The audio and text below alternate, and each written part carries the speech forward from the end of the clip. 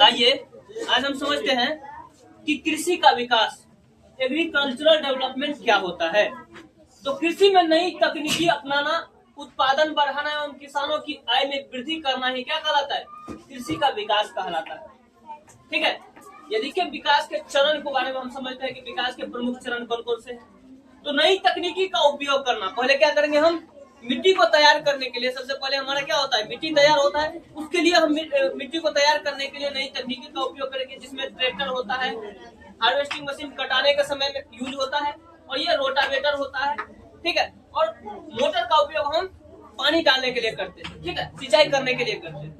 अगला है उन्नत किस्म के, उसके बाद मिट्टी तैयार होने के बाद उन्नत किस्म का बीज, जिसमें 1 साल का बीज होना चाहिए। नहीं कहते हैं कि 1 सालिया बीज को ही लगाना चाहिए, क्योंकि उसका उर्वरा शक्ति क्या होता है?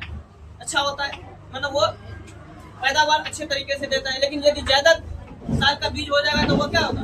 कुछ किस्म के पैदावार नहीं होता है। अगला होता है हमारा सिंचाई। सिंचाई की सुविधा हम क्या करते हैं कि वर्षा पे निर्भर हो जाते हैं।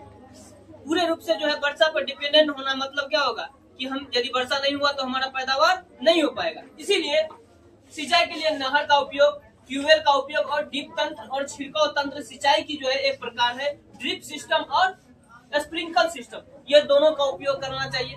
आदि में और भी जो है बहुत सारे तरीके हैं।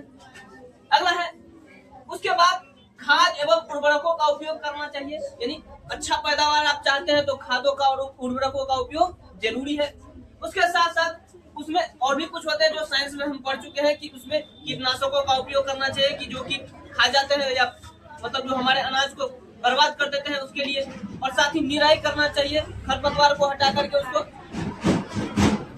रखना चाहिए, ताकि पोषक तत्व जो मिले हमारे बीजों को ही मिल सके, हमारे फसलों को ही मिल सके। अगला उसके बाद होता है कटाई के समय में हम जो हार्वेस्टिंग मशीन होता है, इससे कटाई होता है। उसके बाद थ्रेसिंग कंबाइन मशीन के द्वारा थ्रेसर के माध्यम से अनाज को तैयार करके उसके बाद उसके बाजार एवं भंडारण की सुविधा भी होनी चाहिए, ताकि यदि बाजार मिलेगा तब हम उसको अच्छे कीमत पर बेच सकते हैं। और यदि हम चाहे भंडारण करके, यदि हमें तुरंत बेचना नहीं होता है तो हम भंडारण करके रखें, तो उसके लिए गोदाम की जो व्यवस्था होती है, वो अनाज के गोदाम की, वो सरकार के द्वारा उपलब्ध होना चाहिए।